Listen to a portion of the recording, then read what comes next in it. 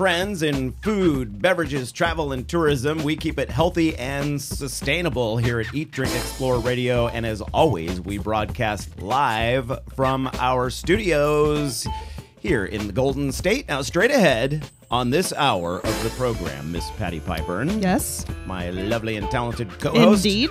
We are discussing those popular energy drinks. Oh. There's so many of them, right? Okay. They've really been in the news lately. A new study takes a look at the actual caffeine levels with some surprising results. And so you and I will have a discussion on that one. It's from Consumer Reports, and they didn't get back to me in time to be on the show, but that's okay because we got the info. We've got the info, and we have plenty to talk about.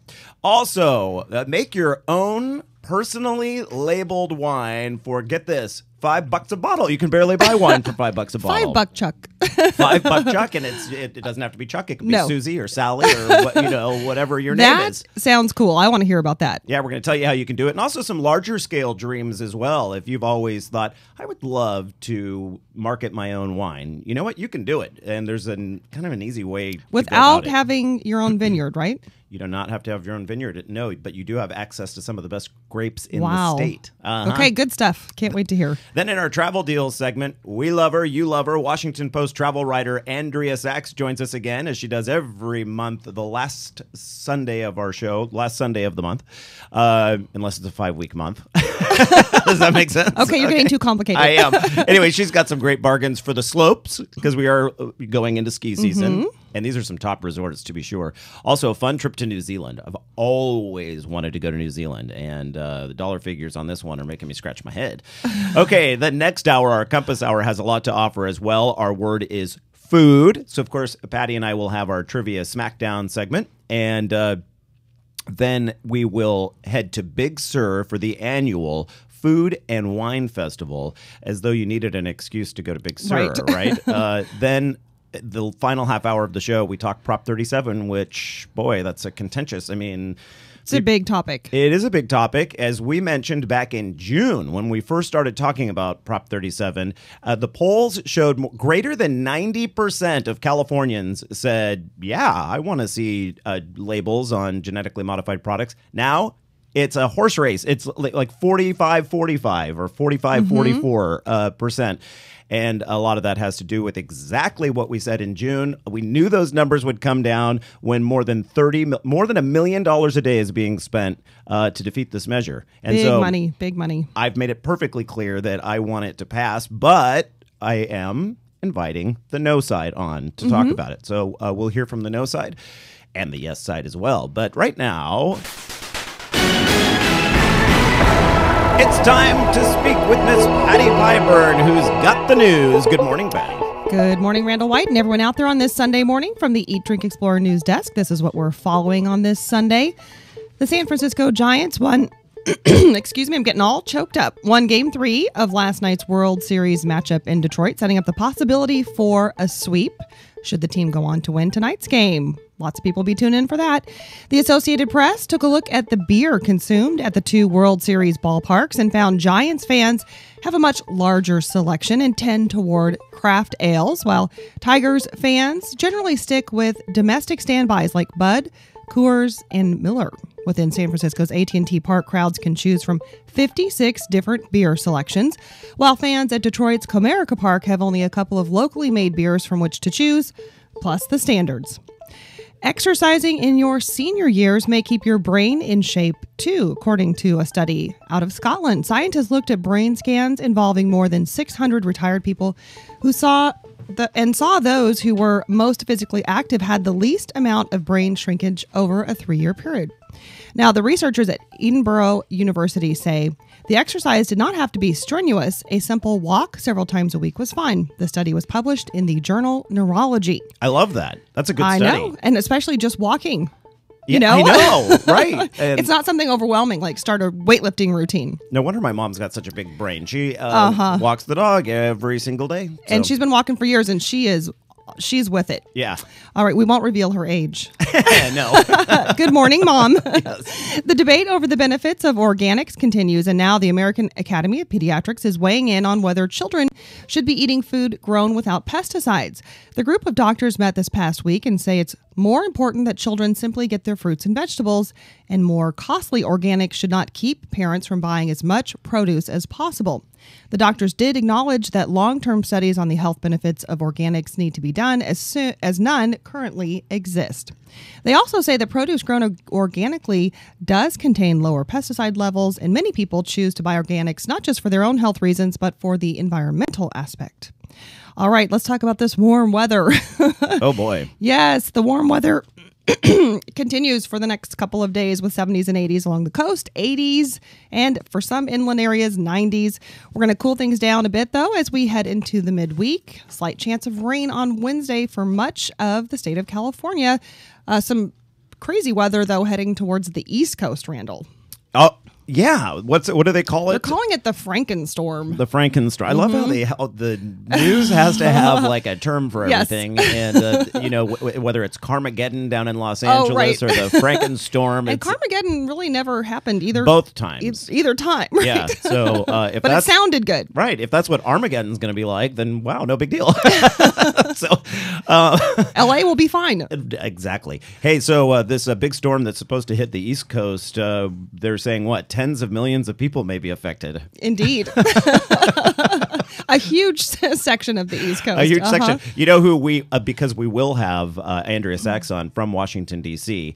She said that when I always contact everyone like a day in advance. She goes, I'll brave the wind and the rain and everything to bring you the report from Hurricane Central. Indeed, she will. Yeah, so we can get a live hurricane report from Washington, D.C. to find out, Yes. And a quick mention, that Yes. big earthquake that Last hit week? overnight and Huh? set off a series of tsunami waves hitting Hawaii. So far, no damage reported. Oh, I didn't even know that. So Yes. thank you, Patty. Where did that hit? Somewhere in like the I believe Indian... up in the Alaska area. Oh, uh-huh. I have to double check that.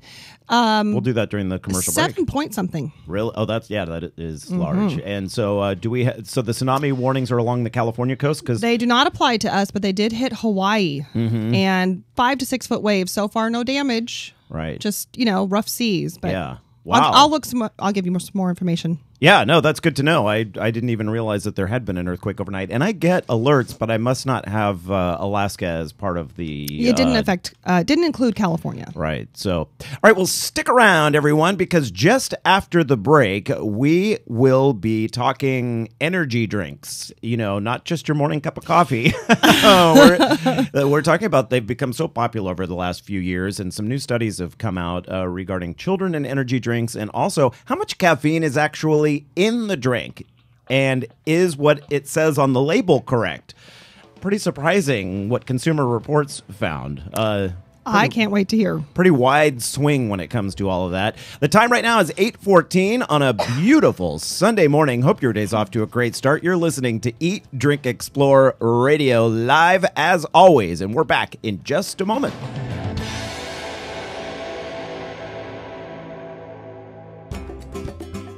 Salisbury Vineyards at the Schoolhouse in Avila Valley has an incredible lineup for Slow Wine Country's Rock and Harvest celebration, all day Sunday, November 4th. Beginning bright and early, our Salisbury family is hosting the biannual Hair the Dog Pancake Breakfast from 9:30 to 11, and we'll have our famous backward mimosas too. From 1 to 4, Salisbury Vineyards has talent from Hollywood with Andrea Calderwood and trio Sequence. These young performers are the faces you are likely to see soon on some of America's favorite new music competitions, so come early to get good seats. For the show, Salisbury Wines and Confusion Culinaries tasty dishes will be available for purchase. These events are open to the public and are free for Salisbury Wine Club members and participants attending one of Slow Wine Country Rock and Harvest celebrations. Find details for all Salisbury Vineyards events at salisburyvineyards.com or give us a call at 805-595-WINE. We're at it. Wherever you turn this election, Complex new it's hard to ignore the ads. California family by They're hundreds of dollars everywhere. per year. Like that campaign from Dow, Monsanto, and foreign chemical companies spending millions trying to protect their profits and hide what they're doing to our food. But when you tune in to what's really happening, Prop 37 just gives us the right to know if our food is genetically engineered. 37 is about a simple label that doesn't cost a dime. So it's won the support of consumers, doctors, farmers, and so many others. So when you hear those ads, remember they're funded by Monsanto, Dow, and foreign chemical companies trying to sell more pesticides. Yes, on 37. It's Californians versus the corporations. Shouldn't we have the right to know what's in our food?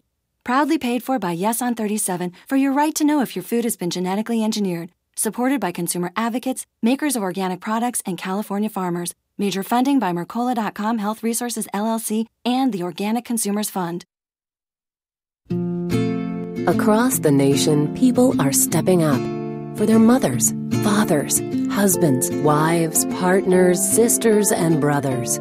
They're leading the way and walking to end Alzheimer's, the 6th leading cause of death in the nation. Together, we can reclaim the future. Walk to end Alzheimer's. Start a team. Join a team. Go to alz.org. Seems everybody's going organic, including lawn care. Did you know communities across the country are converting their lawns, playgrounds, and playing fields to an organic care program? And it's working. You can safely control weeds and pests and have a beautiful lawn. Your kids, pets, and water supplies will be safer, and your neighbors will be green with envy. Oh, and in the long run, organic lawn care is cheaper than doing it the conventional way. Switch to organic lawn care today. Visit pesticidefreelawns.org. The folks who brought you this public service message. Check out pesticidefreelawns.org today. Hi, Jessica. Hi, Mrs. Johnson. Is Megan there? Sure. Follow me. The kids are in the kitchen making sandwiches. Hey, Julie. Hi, Megan. Hey, Megan. Yeah? You're a total freak. God, you're ugly. And dumb. Oh, and your makeup makes you look like a tramp. Tommy Morris told me you guys made out. Oh my God. Everybody knows.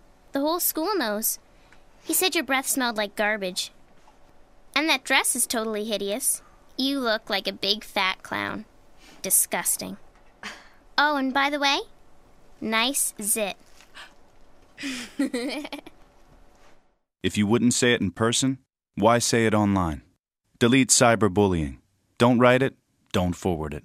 For more information, visit ncpc.org. A message from the U.S. Department of Justice, Crime Prevention Coalition of America, National Crime Prevention Council, and the Ad Council.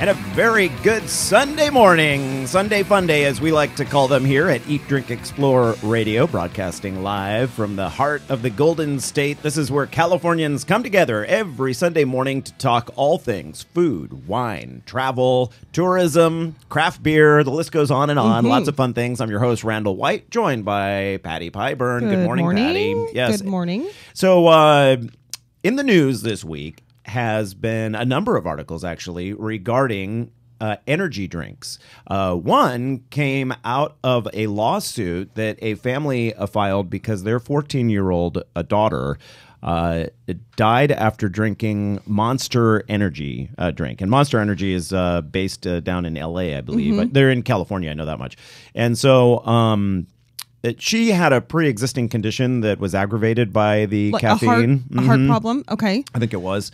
And so anyway, the family went ahead and they are in, let me see here, are they in Michigan? Something makes me think that they are. But at any rate, they filed this lawsuit saying that, there's just too much caffeine in those drinks. Then on the heels of that, I was going to say, this article says that she had a cardiac arrhythmia aggravated by caffeine toxicity. That was her cause of death on her death certificate. Death certificate. So we'll see where that lawsuit goes, Right. and then if that curtails these energy drinks at all. But right at the same time that lawsuit was coming out, Consumer Reports came out with a study saying that caffeine levels in these energy drinks, they print how much are on the drinks, but they can vary enormously compared to what it says. In one case, the drink had 70% less caffeine than what it stated. Okay. And in others, it was way off the charts above what was stated. So there's no consistency amongst the same product. That's interesting. No. So this is what they found, and I'm reading directly from consumerreports.org. Caffeine levels per serving ranged from about 6 milligrams to 242 milligrams per serving, and some containers have more than one serving. So to put that in perspective, they do tell you that, let's see, by comparison, an 8-ounce cup of coffee has about 100 milligrams, and a 16-ounce Starbucks Grande, Patty may have had one or two of those in her life, has 330 milligrams. So that's quite a bit. About the same as one of those high-end energy drinks. But then, like they said, there's more than one serving sometimes. So if you have 3 servings at 242, you have to multiply that. Right. So now you're getting up into the 600, 700, 800 milligram range. So another concern is, and I know people put alcohol in coffee drinks, and there's plenty of those around, but there is that combination of those energy drinks combined with alcohol, and that has been a big concern as well. Now, they sent shoppers out to look in the different grocery stores throughout the nation to see where the product placement was. And in many cases, these were associated with soft drinks and, and also right there at the checkout when you're checking out. And they were happy to find this in few cases where they placed directly next to alcohol that you would mix them with. Okay. So because I think that's been sort of a red flag. And that's been, I know that's been an issue for quite some time. Now, the New York Times reports that 5 deaths have been reported to the FDA as being associated with specifically Monster drinks. Really? And that specific brand? That specific brand. I have to tell you, Randall, I have never once in my entire life had an energy drink. No, really? Not once. Mm-mm. I've had, is Monster in the silver and blue can? No, Red Bull. Red Bull. I've had Yes. Red Bull. I've had Red Bull mixed into a cocktail, as a matter of fact. Okay. And, all right. Yeah, and I had it like 1 or 2 times, but they're to me they're so sweet and not really your kind of drink. Tastes like cough syrup. So I was like, no thanks, I don't really want that. I'm so sensitive to caffeine. Coffee works just fine for me. I don't like sleepless nights, which is what happens if I have even a little bit more caffeine. Right. Than What I should about have. your back and stuff? Like sometimes my back can have problems if you have too much caffeine. Too much caffeine, yeah. Or my neck and my back. Do you think that has to do with being overstimulated or dehydrated? Because caffeine can lead to dehydration, which seems odd because you're drinking a beverage, but it actually can dehydrate you. Yeah, I try to stay hydrated as much as possible. In fact, I even have my reusable water bottles here that I'm showing onto the Ustream right now. This is one out of it's called Beaker, BKR. Is it glass? It's glass, and then it has a silicone protective cover. Right? Okay. And they're really well made. And on top of it, they do guarantee it for one break. So if you break it one time, why doesn't that apply to cell phones? Isn't that the truth? Oh my gosh! Especially with those. They don't have a protective silicone covering, and they aren't. You can't return them after one drop. So this beaker is made.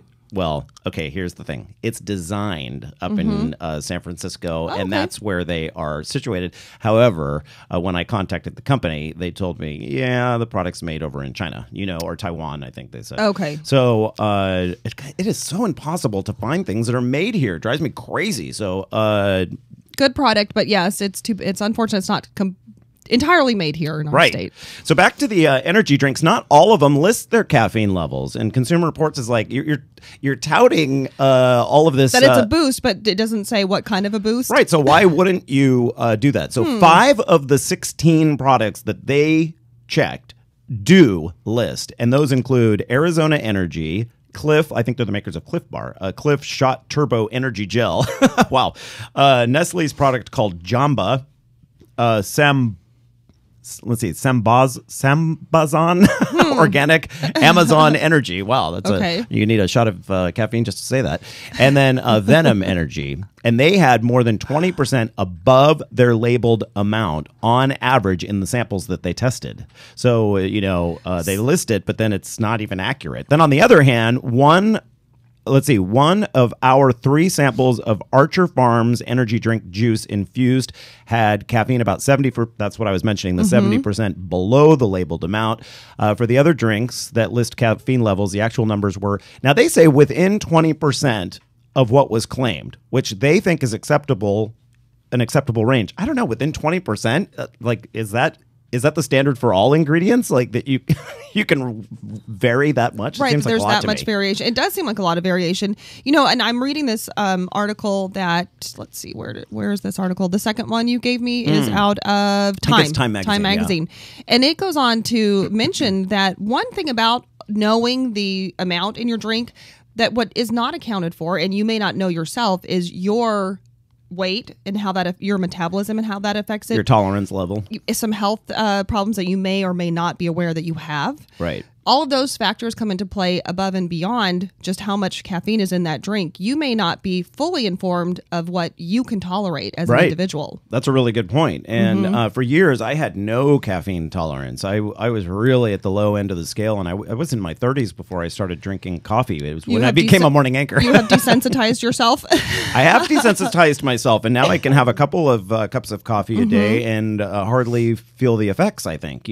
But I think that that definitely happens. The more you consume over time, you become more tolerant to it, more accustomed to it. You do. I used to have this issue where if I had a huge cup of coffee, it almost sent me into like a feeling like a panic attack. Yes, you're just overstimulated. Yeah, there was one time that happened to me. I had there's a coffee house up in the Bay Area called Dr. Insomnia. Perfect. Right? In Novato. And I had a big extra large one and then went to see a San Francisco 49er game. And I don't know if it was the combination of just the adrenaline, the excitement of the game, the crowd. It was that caffeine. It was a hot day and then all that caffeine. And the night before was my 20-year high school reunion. And so I wasn't feeling what good a because combination. of that. Yeah. And so... That's for sure. So just, I guess the takeaway from all of this is know what you're putting in your body, and especially if you have children, pay attention to what you're buying what they're consuming. And what they're consuming. Because there's no age limit on these, right? Like, no. Anyone can go in and buy them. So some interesting stuff there. We'll put the links for these at eatdrinkexplore.com so you can go through the articles yourself. All right after the bottom of the hour here, we are taking you to up to wine country and make your own, bottle your own for way less than you might think. Cool. You're listening to Eat, Drink, Explore Radio on this Sunday morning. I'm your host, Randall White, joined by Patty Pyburn, and we are back in just a moment. The 2012 Big Sur Food and Wine Festival starts in less than 2 weeks, and what a festival it will be. 4 fabulous days of amazing culinary and wine delights in typical Big Sur style, featuring more than 70 wineries and 30 chefs all weekend long. On opening night, Thursday, November 1st, the Hyatt Carmel Highlands is hosting the Gateway to Big Sur with 35 wineries and 15 chefs from all over, coming together for a truly magical evening. The grand public tasting at the Post Ranch Inn on Saturday, November 3rd, also promises to be incredible, with 50 wineries and 16 chefs at one of the world's most beautiful boutique resorts. The Big Sur Food and Wine Festival raises money for local nonprofits. Get more details at bigsurfoodandwine.org or call 831-869-1341. That's 831-869-1341. Don't miss this remarkable culinary celebration. November 1st through the 4th, bigsurfoodandwine.org.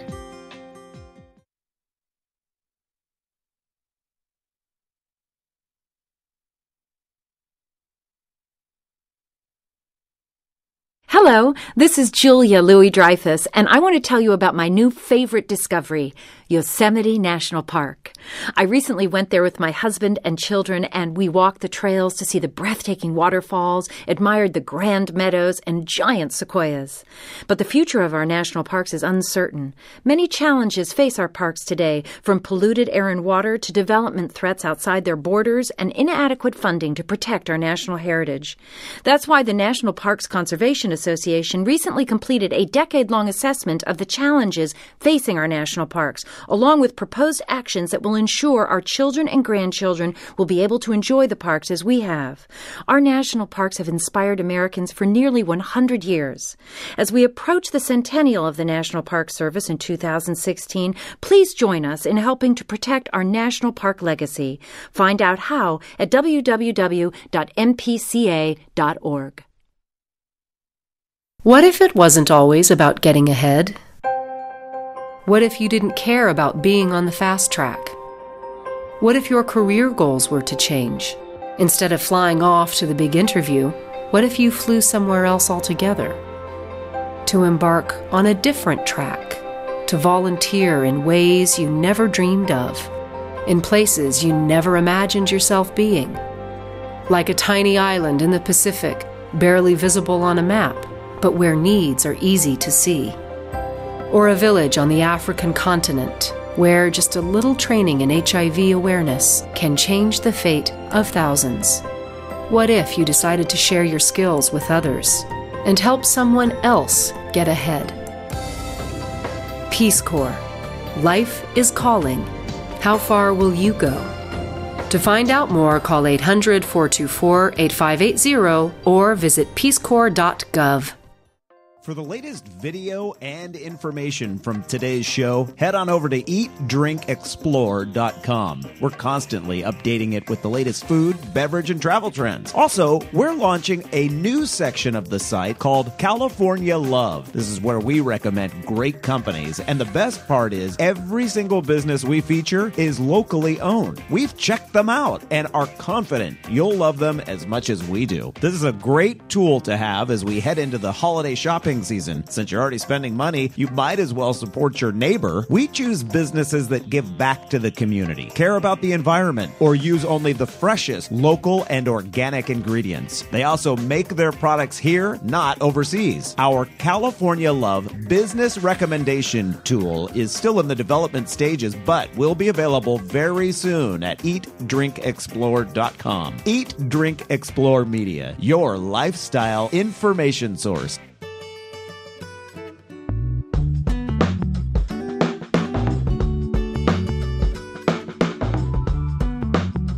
8:33 the time now on this Sunday morning. As you get up and get going, we have Santa Ana-like conditions out there. The winds are not so strong that they're causing any problems, but it's that offshore push that keeps the fog at bay, and that is what creates some of these absolutely stunning, beautiful October days. Patty Pyburn joins me. I'm your host, Randall White. And how will you spend your beautiful Sunday, Patty?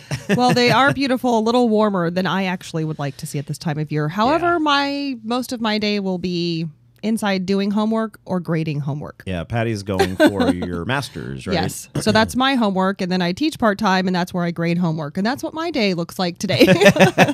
Well, you have a beautiful patio that you can sit out and do it on. Indeed. So, True. Enjoy it that way. Okay, an hour from now at 9:30, we will invite onto the show a professor at UC Davis who is against Prop 37. And as you know, on this show, many times I have said that I am for Prop 37, and we've had Stacey Malkin, the voice of Prop 37, on the show back in June. I felt like it was time to revisit since the election is this coming week, right, on Tuesday. Is it? Is it already? No, the week after that. We have a little more than a week. Yeah, okay. I was like, whoa, wait a minute. You're like, hold on, wait. So Stacey will join us too in the 9:30 half hour to talk about on 37, but we wanted to bring someone on from the no side, and we want your questions regarding Prop 37. People out there must have some, scratching their head about so many ads out there. So what are your questions? Let us know. You can send us an email, radio@eatdrinkexplore.com. That's radio@eatdrinkexplore.com. Or you can just hop onto the feed, the thread that is there at facebook.com/eatdrinkexplore, or tweet to us. We're at eatdrinkexplore.com. All right, this is our business segment, and we want to talk bottling your own wine. First off, we want to let you know about Guglielmo Vineyards, or Guglielmo Winery in Morgan Hill. That is right there, smack dab in the middle of the Santa Clara Valley. They have something coming up on November 3rd, Saturday, November 3rd. So that is this coming Saturday. Bottle your own. Here's the deal. Bring your clean bottles, or you can purchase them for $1 a bottle. Then fill them using their antique filler. They cork them. You label them. $5 each bottle. That's amazing. That is so cool. Right. That sounds really fun. Why not just go bottle a case and then keep them throughout the year for when you have special occasions and friends over and you want to impress them and say, hey, look, we have our own wine. I have my own wine. I made it myself. That Of course, sounds really fun. You have to have the labels made up, but that shouldn't cost too much, you know. So that would be fun to make your own labels too, wouldn't it? Right. You know, design your own labels and everything. $5 a bottle. So Guglielmo Vineyards, and it's really spelled too difficult to remember. So you have a link for us, right? We have a link online at eatdrinkexplore.com under the program summaries. Or you can go to SantaClaraWines.com because they're part of that association. So SantaClaraWines.com. It's far easier to spell.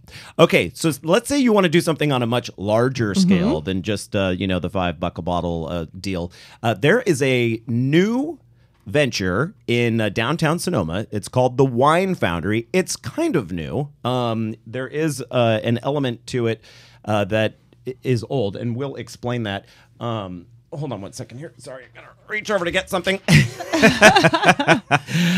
Steve Ryan joins us right now on the line to talk about the Wine Foundry in downtown Sonoma. Welcome to Eat, Drink, Explore Radio, Steve. Thanks so much, guys. Thanks for having me. Well, great to have you here. Now, could you be called the Wine Foundry, formerly known as Crush Pad? Technically, yeah. Or it would be a little more accurately the Wine Foundry that has evolved from Crush Pad. Yeah, I'd say that. Yeah, kind of come out of the ashes of Crush Pad. Right. So Crush Pad was something that started off, I believe, in San Francisco, then moved to Sonoma, and it was a way for people to bottle their own wine, learn about the winemaking process, get kind of hands-on with it. But they had a great concept, but didn't execute it all that well, and they were in danger of completely going out of business. And then you guys came in and rescued them and kind of tweaked the business model, right? Almost right. They actually did go out of business. Oh, okay. And so what we did was our principals, along with myself and a couple other staff members that worked for Crush Pad as well, got together and bought all the assets from the trustee sale, and to basically avoid liquidation and be able to provide a way for all of the wines that that customers and clients had paid 100% for in the past would have been liquidated, and so we stepped in to be able to provide an avenue to finish those. Yeah, that really would have been a bummer for all those people that went through the process and then wouldn't get to see the results. Exactly. Wow. So good. Those people will get their wines. And now, which vineyards do you work with? We're talking about some high quality grapes that people get to play with. Absolutely, absolutely. There's everything we do is very high quality from Napa Cabs. Some of those vineyards are Reverence Ranch Vineyard in Coombsville, a site called Rutherford Bench up in Rutherford, Hoops Vineyard in Oakville, owned by Spencer Hoops there. Those guys are actually getting a pretty amazing score coming out in Wine Spectator on December using the same fruit. So, and then down to Santa Barbara County, White Hawk Vineyard for Syrah, and Gap's Crown for Pinot Noir and Chardonnay. And you have some up in Mendocino too, right? Yeah, so up in Mendocino, we historically had worked with Launder Vineyard, which I think now is owned by the Jackson family, and Anahala Vineyard. We actually are working with a really unique, cool site called Manchester Ridge, which is up in the Mendocino Ridge appellation, or AVA, which is kind of an exclusive spot because you have to be 1,800 feet up to get into it. Oh, yeah. Hey, you mentioned the Coombsville area, and I just want to say quickly, my cousin, Bill Moore, has a little vineyard there, B. Moore Vineyard. Oh, and, very cool. He, notice it, R. Moore. Sorry. B. Moore would have been kind of cool. Sorry, but, cuz. yeah, R. Moore, and he was just featured in an article for the Chronicle. Oh, so that's cool. I saw Terrific. that. It's like, that's really cool. Yeah. I'll have to look for that. So anyway, Patty. So, Steve, I'm looking at your website, and it says that it's a 6-step process. How long does this take if a customer comes to you and says, okay, I want to do my own wine? How long does that process take before, from the planning stage to actually seeing those bottles ready to sell? So basically, from if you take it from harvest, if somebody were to sign up with us in say March, obviously, we're dealing with Mother Nature, and the fruit's not going to be harvested until the fall. Or if you came on with us right now, let's say, where we're just finishing up our harvest. And it depends on the varietal. So Sauv Blanc, for example, we picked that, and it's already in barrel. We picked that in September, and that's in barrel. That'll be ready to bottle and either be put on tables or go to market if you're doing our commercial solution by March, April. And then if Pinot Noir, Chardonnay, that's going to be about 12 months or so from the time it's harvested. And then the Bordeaux varietals are looking more like 2 years. So it just depends on people's level of patience and just style and taste of what they want to do and take it from there. And you can be as involved or as detached from this process as you'd like, right? Absolutely, yeah. So we've got clients that are on the other side of the world and have never stepped foot in the winery. We've got others that are up almost every week, just trying to find something to get their hands dirty and jump into. Actually, be involved in the process. Absolutely, yeah. I mean, the idea is that you're the winemaker, and so our winemaking staff will make sure that you're not making any horrendous decisions with your wine. That's good. We really try to make sure everybody respects the level of quality of the fruit. But yeah, you're the winemaker, so you get to be as hands-on or hands-off as you like. A lot of people just like to, at the end of the day, have a bottle that has their name on it, and that's it. Other people really want to be able to say that they jumped in and did the whole process. So. And some people actually want to get into the business of selling wine, right? And you assist on that level as well. And from what I was checking from your website, you make it pretty easy. Yeah, we do. We do. It's pretty much a full-service solution for selling, doing all the compliance, accounting, reporting, and licensing for the brand. So we kind of handle all the mucky stuff that nobody really wants to do, and it's actually extremely expensive for a small brand to do. And we just leave the sales and marketing up to the brand owner. That is fantastic. So I imagine there's all sorts of red tape when it comes to an alcohol product, and then all the different tax structure and that. You take care of all of that. Yep. So, Steve, I have a question for you. If you're buying grapes from the same vineyard as another customer who's using your service, what's going to make my wine different than the other person who's using grapes from the same place? I mean, are there things, without being too technical, that I can do that makes mine stand apart from someone else? Absolutely. There's it's a great question. You can, without getting too technical, you can you have control with your winemaker to determine what you want your secondary fermentation to be like. You have complete control over the final blend of your wine, because really what you're making with the grapes is the base wine, and then down the road when we get closer to bottling, we do a final blend where you're going to come in with different blending components that we provide, all from the same type of vineyards or the exact same vineyards. And you could choose the amount of time they're in oak and that sort of thing. Yep, that's the other thing is you can choose, type of oak, toast level of oak, and amount of time on new oak, whether you have French, American, all of that. So it really becomes a unique wine. Well, that's interesting. Steve Ryan with the Wine Foundry in Sonoma, and it's so easy. It's just thewinefoundry.com, located in America's favorite wine region, according to TripAdvisor's latest list of places. Pretty cool. Hey, Steve, thanks for joining us.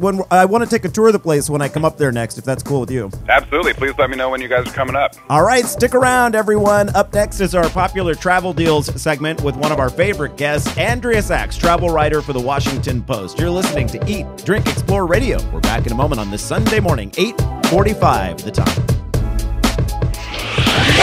You're at it.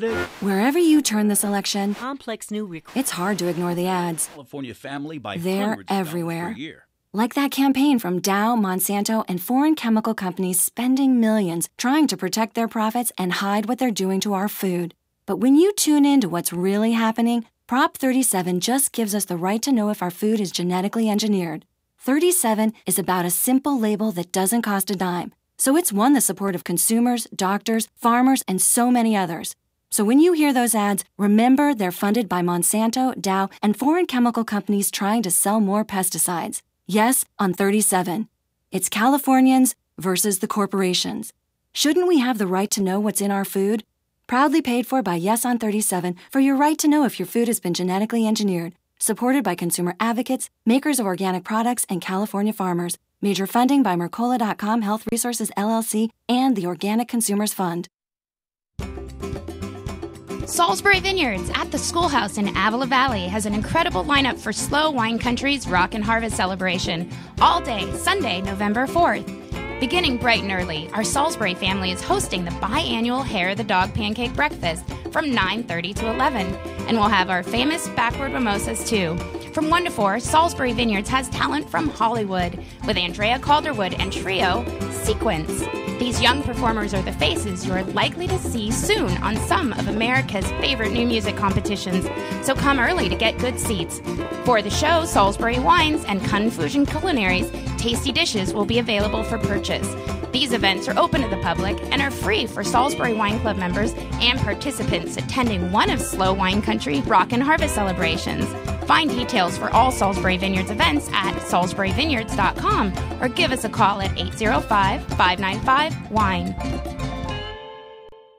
Seems everybody's going organic, including lawn care. Did you know communities across the country are converting their lawns, playgrounds, and playing fields to an organic care program? And it's working. You can safely control weeds and pests and have a beautiful lawn. Your kids, pets, and water supplies will be safer, and your neighbors will be green with envy. Oh, and in the long run, organic lawn care is cheaper than doing it the conventional way. Switch to organic lawn care today. Visit pesticidefreelawns.org. The folks who brought you this public service message. Check out pesticidefreelawns.org today. Across the nation, people are stepping up for their mothers, fathers, husbands, wives, partners, sisters, and brothers. They're leading the way and walking to end Alzheimer's, the 6th leading cause of death in the nation. Together, we can reclaim the future. Walk to end Alzheimer's. Start a team. Join a team. Go to alz.org. For the latest video and information from today's show, head on over to eatdrinkexplore.com. We're constantly updating it with the latest food, beverage, and travel trends. Also, we're launching a new section of the site called California Love. This is where we recommend great companies, and the best part is every single business we feature is locally owned. We've checked them out and are confident you'll love them as much as we do. This is a great tool to have as we head into the holiday shopping season. Since you're already spending money, you might as well support your neighbor. We choose businesses that give back to the community, care about the environment, or use only the freshest local and organic ingredients. They also make their products here, not overseas. Our California Love business recommendation tool is still in the development stages, but will be available very soon at eatdrinkexplore.com. Eat, Drink, Explore Media, your lifestyle information source.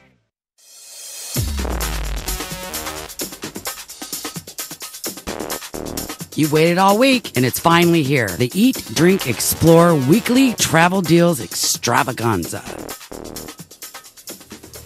And a good day, everyone. 8:49 now the time. I'm your host, Randall White, and it is time to hear insight from the best of the best, the gurus of bargains, the luminaries of budget travel. And this week, we welcome back to the program Washington Post travel writer Andrea Sachs, who's braving Hurricane Sandy, or Frankenstorm as we know it, to join us today. Good day, Andrea. Hello. And I'm joined by co-host Patty Pyburn here, who's working feverishly over there, I think, on her trivia questions for the next tuning segment. up my trivia so I can stump Randall. Yes. Andrea, how's the storm so far? It's a baby. It's nothing. It's that's what happens. Though. It lulls you into this complacent, like, oh, put on your bikini, let's go get cocktails. Right. I mean, it's always so beautiful before the creepiest, craziest storm. Before the storm. It is. So yesterday was beautiful. Today Right. it's kind of nice. Like it's a little moist. Like it feels humid. But my strategy is don't park under a tree. Oh, that's okay, like the main thing. I bought some bananas, some gum, some soda, and I'm not going to park under a tree. Bananas, gum, and soda. That is her. You are ready. I'm You are so ready. And you have some batteries from Costco that have been sitting in the closet for the last year. Yeah, but and a I don't half. know what to put the batteries in. Oh. But at least you have them. I do have them. Okay, Andrea, let's get to your list that was published in this morning's Washington Post in the What's the Deal column. And we'll start with Keystone Resort Properties. Now, your article says that these are in Colorado only, so I contacted the Keystone Resort people just to double check and make sure that because they do own North Star at Tahoe here in California, and they haven't gotten back to me, but it is the weekend, so you might not you, Andrea, but you listening at home might double check with them if you try to get this deal. Just be like, are you sure you can't include North Star? No, don't you really, really want to include Tahoe? Like, I'll go if you include Tahoe. But they own some fantastic resorts in Colorado, too. Let's talk about the deal. Yeah, they do. I did speak with the press rep over there, and he did say Colorado. But if I learn, I'll ask him also on Monday, and if I learn anything, I'll email you and let you know so you can update your listeners. Thank but you, it is a great deal, and Colorado's not that far. And the deal is if you book at least 2 nights at any Keystone property, kids 12 and younger get daily ski and snowboarding passes. And that really adds up. It does. 2-day ticket is about $88. Right. And so if you have a family of 4 and all the kids are under, 12, you can really clean up with this one. Oh, I know. I know. And they spend half the time whining and drinking hot chocolate. So it's good if it's free. Right. And you'll feel so bad, like you didn't waste it. And they own Keystone Resort, which makes sense. One of my favorite places to ski when I lived in Colorado. They also own, I think, the Vail properties, right? They do, yeah. When I lived out there as well. Yeah. I wonder if we overlapped. I know. I was in Boulder. Oh, you were? I was in Boulder for about a week, and I worked at Pearl Street, and then I moved up to Breckenridge. Oh, well, I love Breckenridge. Breckenridge Brewery, one of my favorite places to go with their tie-dyed shirts. Yes, we could go on forever. Yes, but we need to move on. We'll never get to the deal. We need to move on to Maryland. So what's our Maryland excursion? Oh, this is a great one, too, because especially for people in the Mid-Atlantic, Deep Creek Lake makes you feel like you're so far away. It almost feels like Colorado. They have the best of outdoor activities, and the tourism office there, the Chamber of Commerce, rather, is offering a deal that you pay for 2 nights, but you get 3 nights. So it's called the 3-2-1 Lodging and Activity Promotion. And, for example, 3 midweek nights in a 1-bedroom cabin that sleeps 4, which is good for the family. Yeah. It's now $297, and that saves you about $150. And all kinds of outdoor activities, skiing and boating, and this is Garrett County. Just for people on the West Coast here, how far is that from, say, Washington, D.C.? If you hopped in the car over to Maryland, how long would it take you to get to Garrett County? It's about 4 hours. Okay. Yeah, it's drive. definitely doable. People will do it for a weekend. You might want to take the Monday off just to enjoy it because there are so many outdoor activities, and this deal does include discounts. So in the winter, they have lots of skiing, snowshoeing. They have, I think they have dog sled activities. We're showing some video from the I'm chamber. looking at that. It's beautiful. It's really beautiful, and I didn't even know it existed. So I have a new place on the map now, too, and I guess that's why they do these specials. So exactly. All right, now everyone knows that Orlando, Florida exists. It's one of the #1 places to visit in the country, sometimes the top spot, and several Marriott hotels there that are offering a deal. Yes, this is great, too, because Orlando, Disney, they go hand in hand. And this one is a weekend savings package. And if you book a room Thursday through Sunday, you get a $25 daily, which is, I emphasize that, daily resort credit. And that's good on food and spa and shopping and things of that sort. And then the kids, this is all about the kids this week, they get to eat for free, breakfast, lunch, and dinner, and that can add up, too. Wow, yeah. And you're telling Patty's I was like, whoa. Patty's eyes just became saucers because her kids could really, I think, put a dent in that budget. Yes. Yeah, and these are good properties, too. There's one that's the Renaissance Orlando at SeaWorld, Orlando World Center Marriott, the Marriott by the airport, and the JW Marriott Orlando. Ooh, JW. So those are good properties. Yeah, I've always enjoyed my stays at Marriott's. Patty? Very cool. Okay, so Andrea, you will never come to us without a cruise special. Yes, this one is very nice because Cunard is fancy cruising. And you get a free balcony upgrade, so you can go even fancier. And onboard credits on European and transatlantic sailings next year for 2013. And this is on the Queen Mary? Yeah, so one of them, Queen Mary 2, is part of the Cunard family. So the example that we listed was a 7-night transatlantic on Queen Mary 2, departing New York, and it now starts at $1,499 per person double. and you get a balcony cabin, so that saves you about $200. I think we're showing a shot of Queen Elizabeth, not the Queen, but the boat Queen. Is there a Queen Elizabeth too? There must be because QE2. Yeah, the QE2. So that's what I accidentally put a Instead picture of Queen So, Mary. yeah, if you're watching us online right now, the other Queen. That's not the boat you're going on. Sorry, it is a boat though. You're not sailing on the actual Queen. You're sailing on a boat.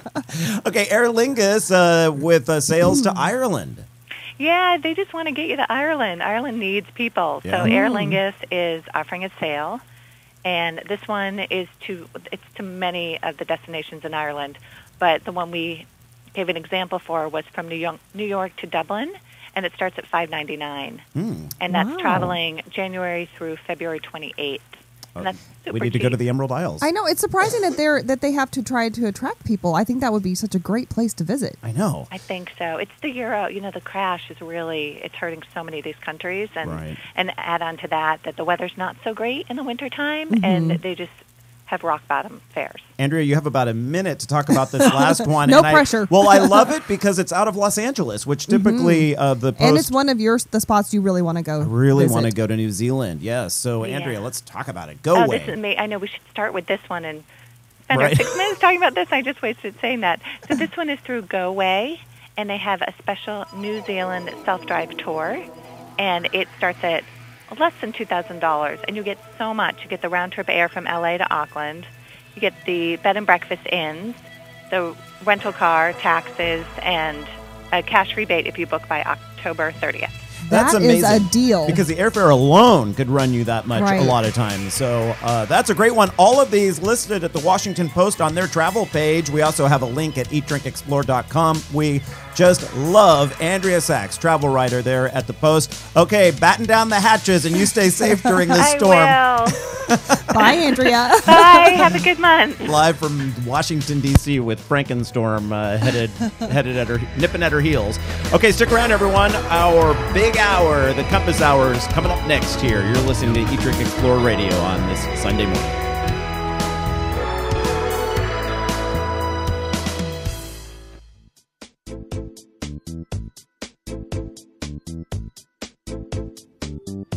The Eat, Drink, Explore radio show is currently in a local commercial break. We will be back shortly.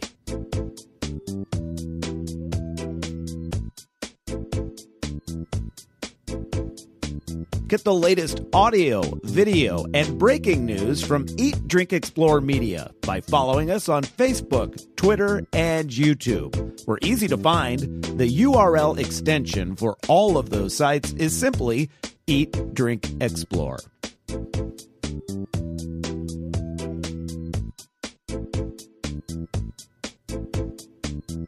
Thank you for your patience. The Eat, Drink, Explore radio show is currently in a local commercial break and will be back on the air shortly.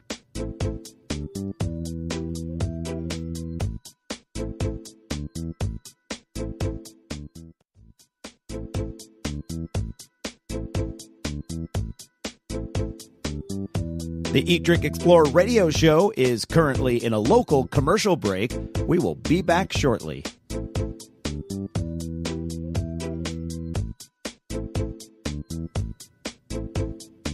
Get the latest audio, video, and breaking news from Eat, Drink, Explore Media by following us on Facebook, Twitter, and YouTube. We're easy to find.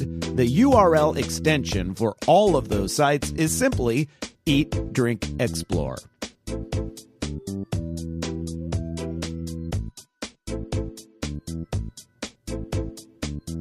Thank you for your patience. The Eat, Drink, Explore radio show is currently in a local commercial break and will be back on the air shortly.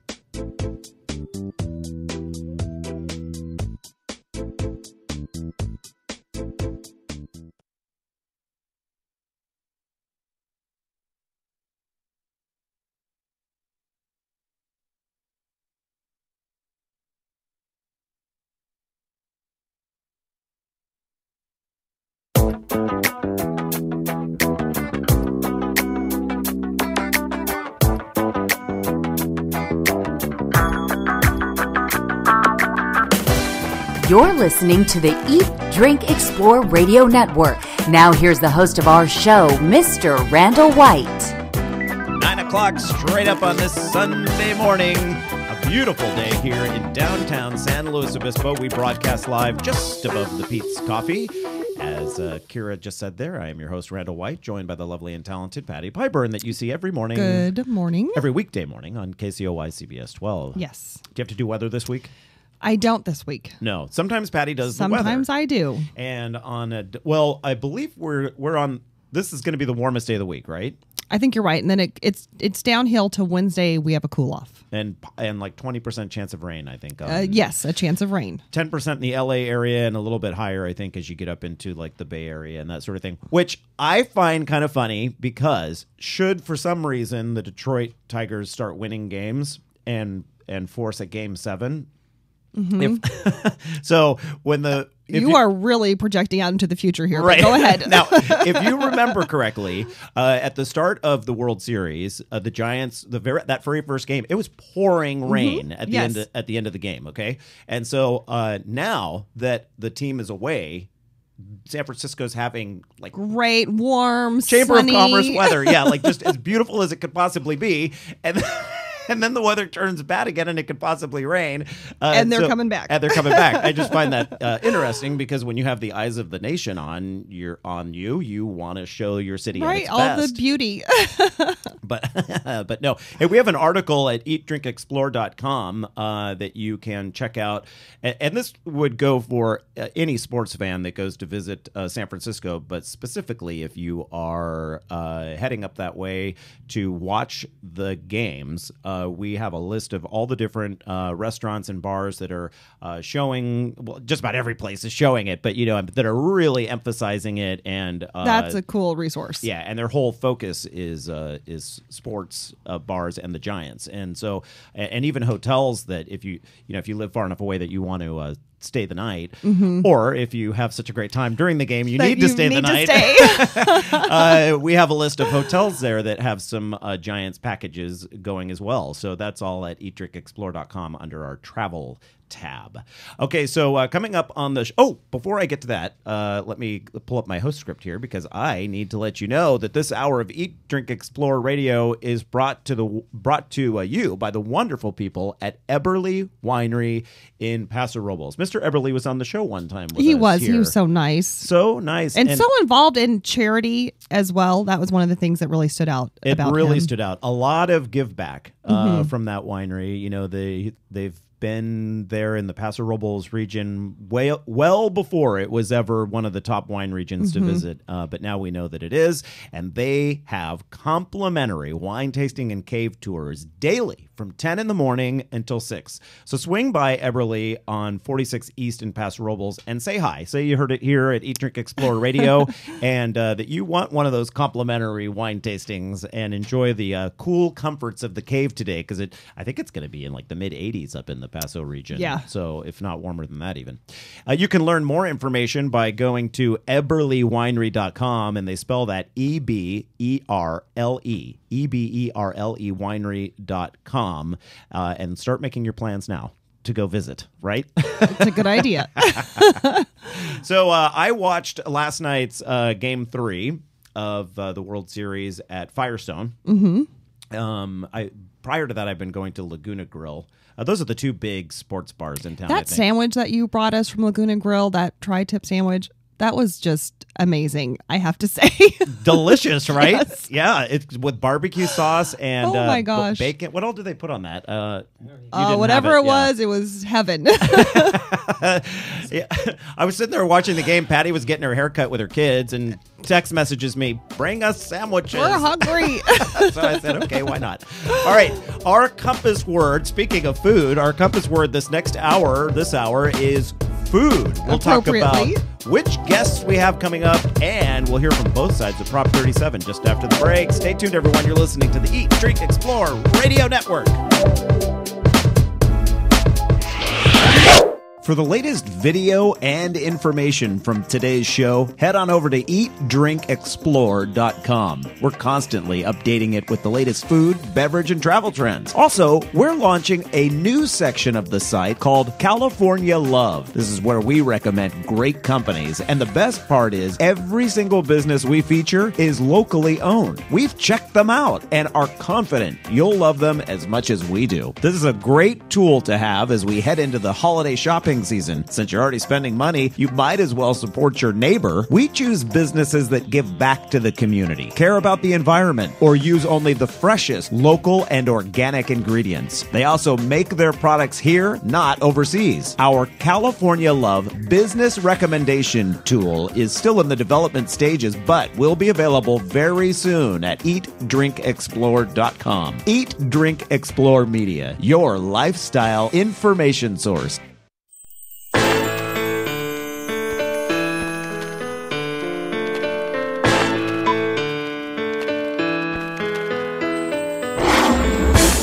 You're listening to the Eat, Drink, Explore Radio Network, live every Sunday with the very latest food, beverage, and travel trends. Fabulous. Now here's the host of our show, Mr. Randall White.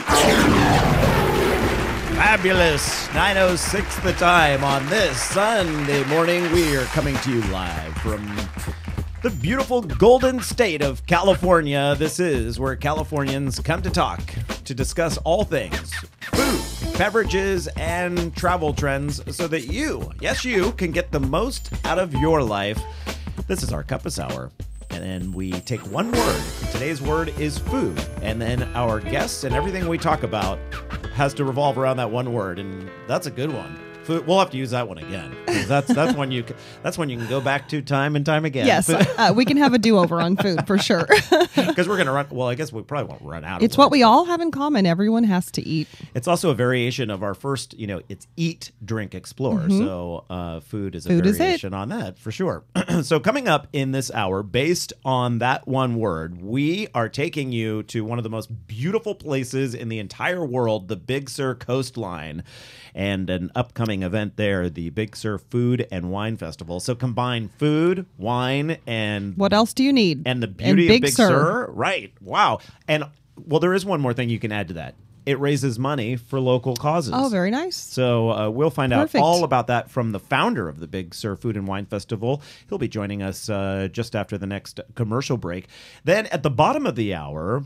we turn things a little political here on Eat, Drink, Explore Radio, and we will hear from both sides, to be fair, of the Prop 37 debate. A genetic scientist at UC Davis will be joining us to explain why you should vote no on this proposition. Mm-hmm. And then Stacey Malkin, she's the woman who helped get Prop 37 on the ballot. She'll be joining us a little bit later than that to talk about why you should vote for Prop 37. So both sides coming up. What do you think? Should California require food companies to label products containing genetically modified ingredients? Do you have a question for one of our guests, either the no side or the yes side? Well, you can sound off right now. Email us radio@eatdrinkexplore.com. Or you can sound off via our Facebook thread at facebook.com/eatdrinkexplore, or send us a tweet. We are at Eat, Drink, Explore. And then we can use some of those questions and comments with the two guests that are appearing on the yes and the no side. Right. We do, and we want to. So yes. We it's really, your chance. Yeah, it's your chance to talk to a couple of the direct and sources be part of the conversation from both sides. Exactly. So it is time now, Patty Piper, to... It is time. Do a little trivia talking. It is our Compass Trivia, and this is where Patty and I put each other's knowledge to the test based on our Compass word. Today's word, as we mentioned, is food, and as always, it's ladies first. Okay. So I let Patty go, and go ahead. Here it goes, and I gave you multiple choice this time to make it a little bit easier. I appreciate that. Okay, so space food in honor of Endeavour's homecoming. Yes. Okay.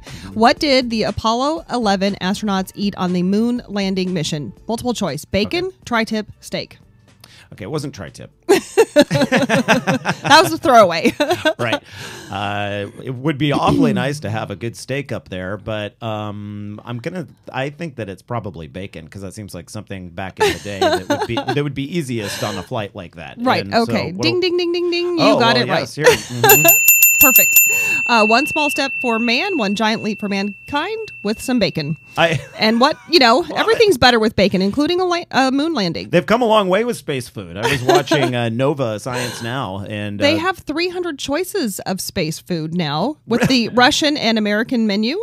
It includes space pizza and shrimp cocktail. Wow. Yes. And there's even an That's addition. at the space station. I was going to say, at the space station, they have that new hometown buffet that they have attached a module that they can go in. All right, Patty, according to a study published this week by neuroscientists in Brazil, which human aspect developed because of the advent of cooking our food? Is it a more developed digestive tract, taste buds that favor savory items, or larger brains?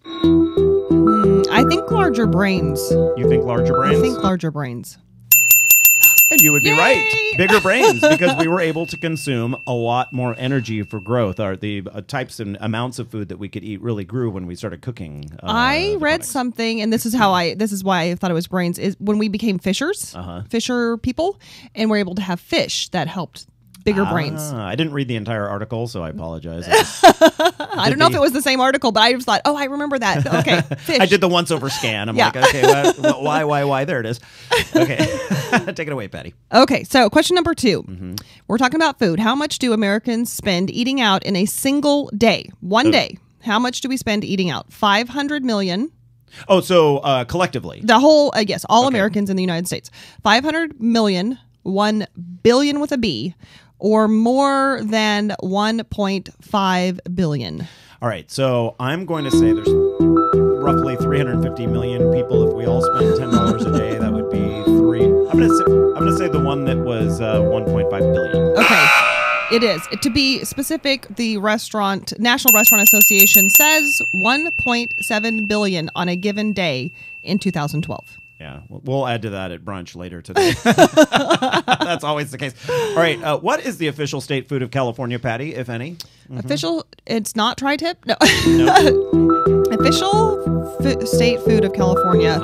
Is it a kind of food like a Asian, Mexican, like are we talking a type of food or an actual food item? You just spent so much time I'm qualifying out. the question. Yeah. That, the fact of the matter is, while many states have an official food, California has none. Oh, we don't have. Okay. Right. So just quickly here, go over a few. Louisiana, it's Mayhew jelly. Wow. They actually have a couple of them in Louisiana. Gumbo, that makes that makes sense. That's the official state cuisine. Okay. In Maine, it's blueberry pie. Oh, I like that. Nice. And their state treat is whoopie pie. That sounds like it could be fun. Massachusetts has an official muffin, the corn muffin. So okay. Yeah.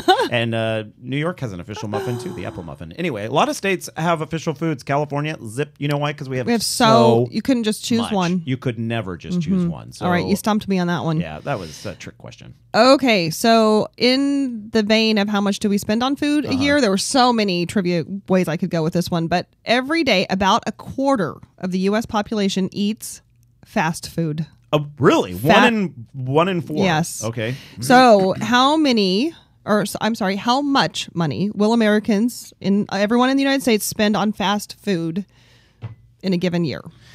Oh, that's got to be like in the bazillions of Okay, dollars. 5.8 billion, 10.5 billion, or more than 100 billion. I'm going to say more than 100 billion. And you would be right. 100. The estimate is 110 billion. Really? Yes, and that's more than we spend on movies, books, magazines, newspapers, videos, and recorded music all together. I wonder what qualifies as fast food nowadays, because you have some of those, like in Whole Foods, you can get prepared things that are pretty good for you. Yes. You know, same with like Chipotle and stuff. So I'm wondering. This is targeting your chain, like your McDonald's drive-through, and McDonald's, Carl's Jr. Okay. Those. All right, Patty, how long is the typical period from the time that you eat bad food to the time that you start showing signs of food poisoning? I know this one. Oh, you do? I Okay. do, and What I is know it? from you. 24 hours. You know what? It's actually 2 to 6 hours. Oh, I thought it was the. So did I. I thought the food poisoning. Sometimes thing. it can be a couple of days before you start feeling things. But wow, that comes from NIH. All right. All right, stick around, everyone. You're listening to Eat, Drink, Explore Radio. We have a lot coming up.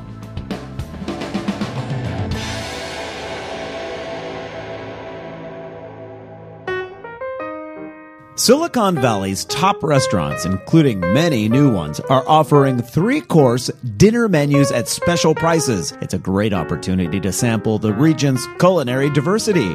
From Bushido's izakaya-style dining experience to newcomer The Table's innovative homegrown offerings, there are plenty of unique options to suit anyone's palate. Even the Silicon Valley Capital Club is offering non-members the opportunity to take in its breathtaking views while enjoying Michelin star-rated chef Michael Miller's contemporary specialties like pressed duck confit or chile yuzu prawns. Silicon Valley Restaurant Week is happening right now and runs through this Wednesday, October 24th. View menus and book a table online at siliconvalleyrestaurantweek.com/restaurants and find them on Facebook for dining giveaways, updates, and promotions.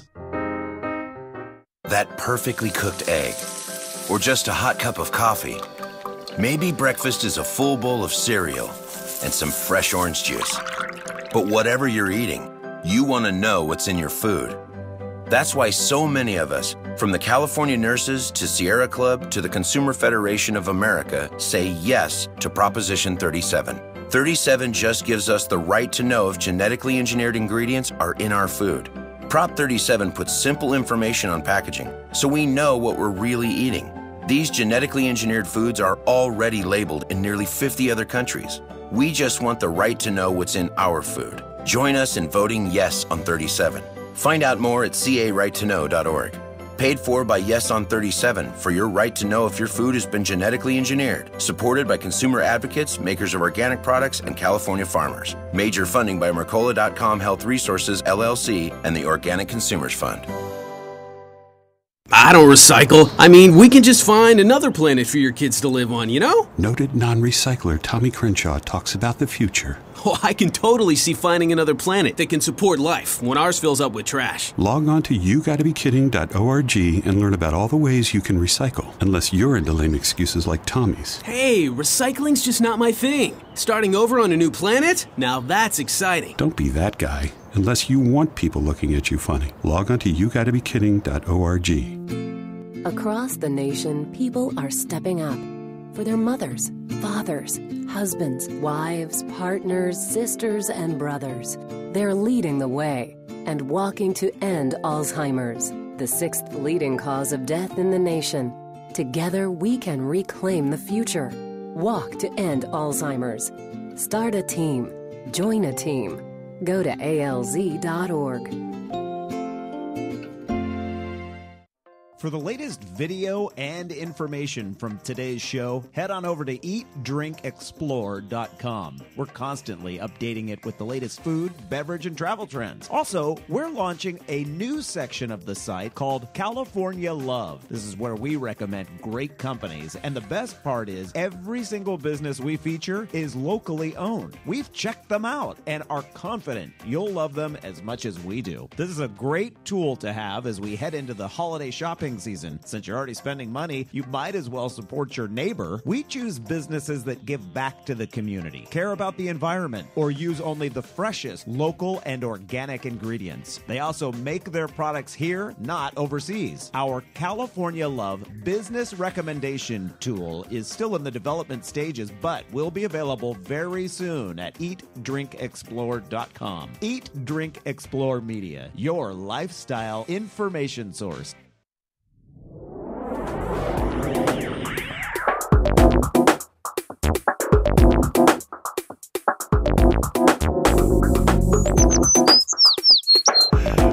Laughing during the commercial break here, 9:19 the time, that during that trivia segment, Patty was bound and determined to work tri-tip into the... It had to be in there somehow.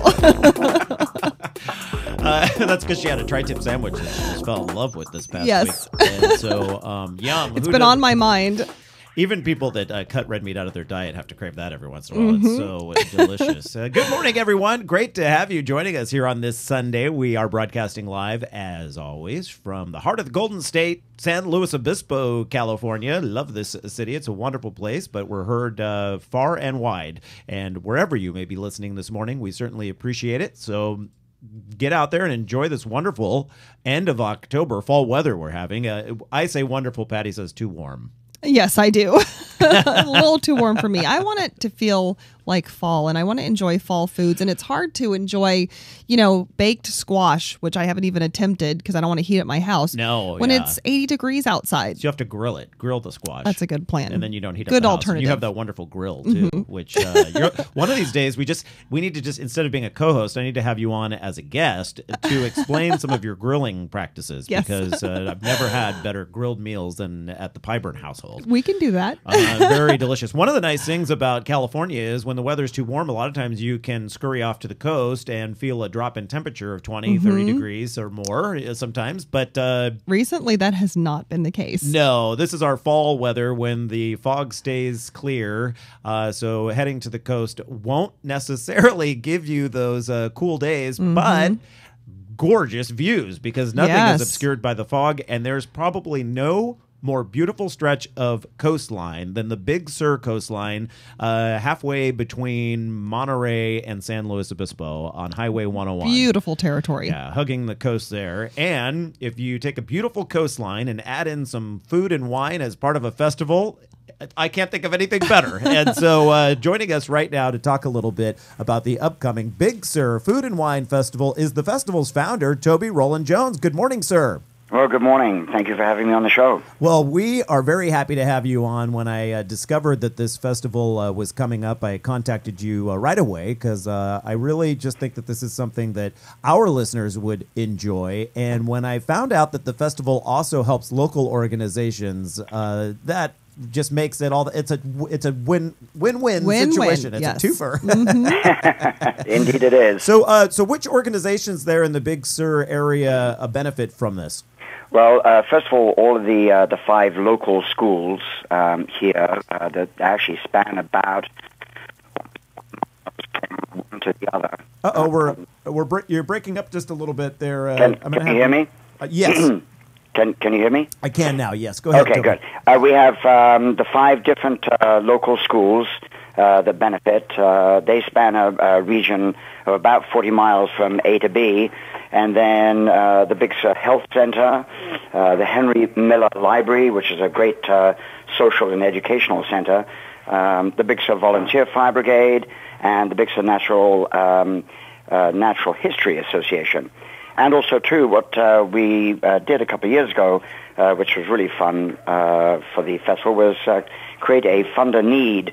And we were able to help pay the expenses of a young lady to go to the Culinary Institute of America in New York. Wow, that's really awesome. Well, I'm looking at this very extensive schedule. You have a lot planned in this festival. What are some of the highlights? What are the big things that people really want to do?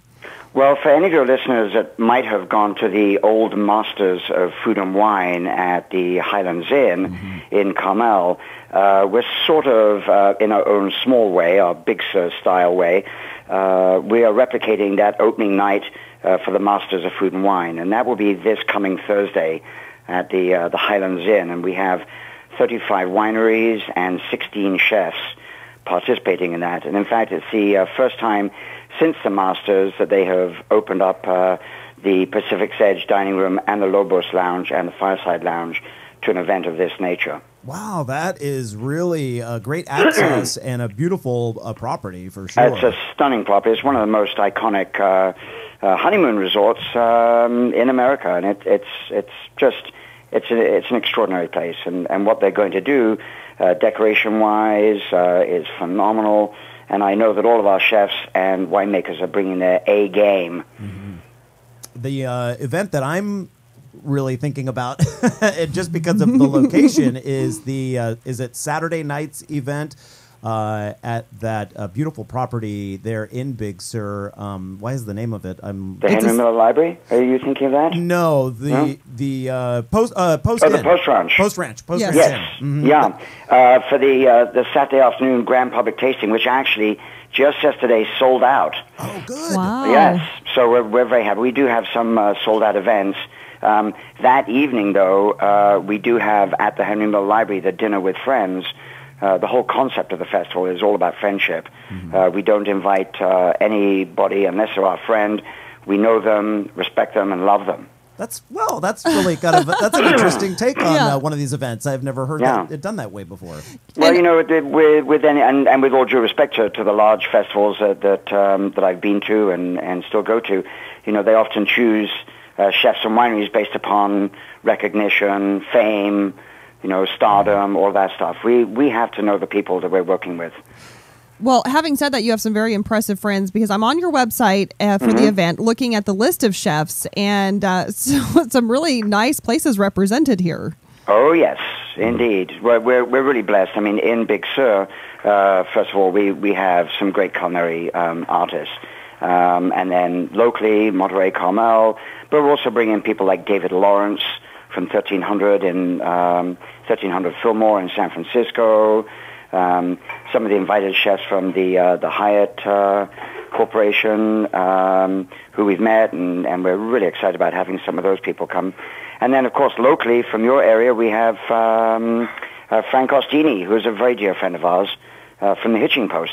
Oh, the Hitching Post is fantastic. Yes. Yeah. That Yum. is some good local food. So when I was a child, Toby, I remember asking, I guess it was my parents, I'm not sure, but I was like, what is Big Sur? Like, I wasn't sure, is it a thing? Is it a tree? Is it what is this Big Sur? Big Sur is a state of mind, as they say.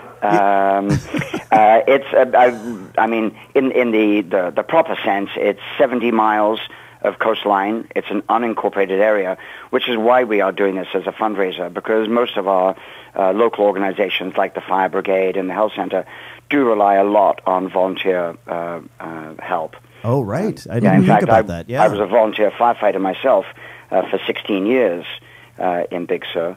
And so I really, I've always seen the need to help the community. And this is just one way to bring people to the beauty of Big Sur and help our local organizations. Where do you feel is one of the best places to really take in the essence of Big Sur? Like when you're standing at that point, you think, this is it. This is when I want to share Big Sur with people. This is it.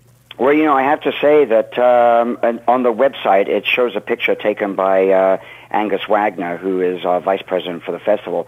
And it has the most glorious shot of Nepenthe, or from Nepenthe, looking down the coast. Mm-hmm. And he lined up, I don't know, about maybe 30 bottles on this beautiful wood bar. And it's, you cannot get a much nicer view of the coast than right there at Nepenthe. It's stunning. For our online viewers right now, I'm holding an iPad, our audio guy Anthony's iPad, up to the camera so that people can see this shot that you're describing, and you can find it for yourself if you go to bigsurfoodandwine.com.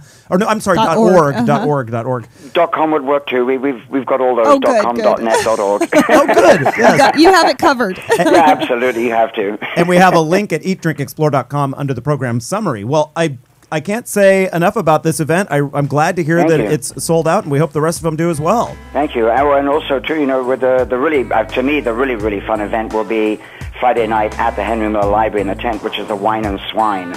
Oh, Wine and Swine. Wine and Swine. Awesome. We've got 7 chefs cooking 5 huge hogs, and it's going to be a blast. Toby Rowland Jones, founder of the Big Sur Food and Wine Festival. Like we said, bigsurfoodandwine.com or org. Either way, we'll get you there. Thanks for being our guest on the show today. Thank you for having me. Have a great Sunday. Prop 37 up next. Stay tuned. The 2012 Big Sur Food and Wine Festival starts in less than 2 weeks, and what a festival it will be. 4 fabulous days of amazing culinary and wine delights in typical Big Sur style, featuring more than 70 wineries and 30 chefs all weekend long. On opening night, Thursday, November 1st, the Hyatt Carmel Highlands is hosting the Gateway to Big Sur with 35 wineries and 15 chefs from all over coming together for a truly magical evening. The grand public tasting at the Post Ranch Inn on Saturday, November 3rd also promises to be incredible with 50 wineries and 16 chefs at one of the world's most beautiful boutique resorts. The Big Sur Food and Wine Festival raises money for local nonprofits. Get more details at bigsurfoodandwine.org or call 831-869-1341. That's 831-869-1341. Don't miss this remarkable culinary celebration. November 1st through the 4th, bigsurfoodandwine.org.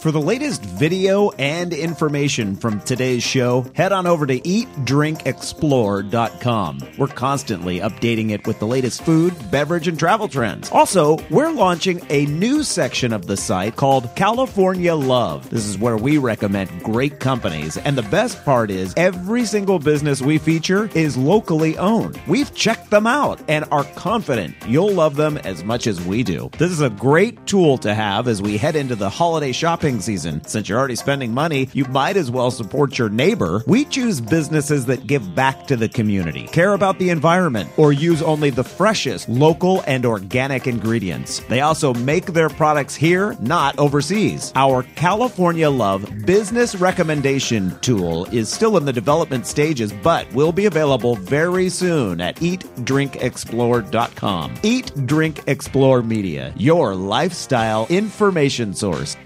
Hello, this is Julia Louis-Dreyfus, and I want to tell you about my new favorite discovery, Yosemite National Park. I recently went there with my husband and children, and we walked the trails to see the breathtaking waterfalls, admired the grand meadows, and giant sequoias. But the future of our national parks is uncertain. Many challenges face our parks today, from polluted air and water to development threats outside their borders and inadequate funding to protect our national heritage. That's why the National Parks Conservation Association recently completed a decade-long assessment of the challenges facing our national parks, along with proposed actions that will ensure our children and grandchildren will be able to enjoy the parks as we have. Our national parks have inspired Americans for nearly 100 years. As we approach the centennial of the National Park Service in 2016, please join us in helping to protect our national park legacy. Find out how at www.mpca.org. At the American Lung Association, we're fighting for a day when we can all breathe easier.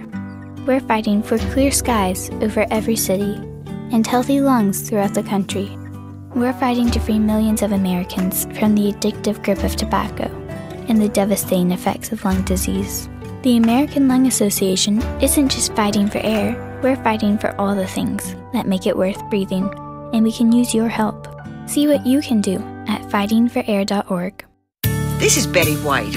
I know you don't need one more thing to worry about, but listen, high blood pressure can cause kidney damage, blindness, heart attack, stroke, and you can have high blood pressure even if you feel all right. 1 in 7 adults has it, but it's easy to get your blood pressure checked, and you can treat it if it is too high.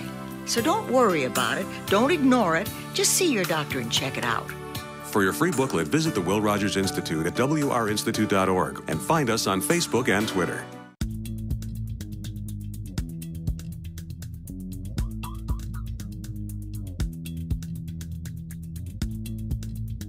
Welcome back to the Eat, Drink, Explore Radio Network. Here now is your fabulous host, Mr. Randall White.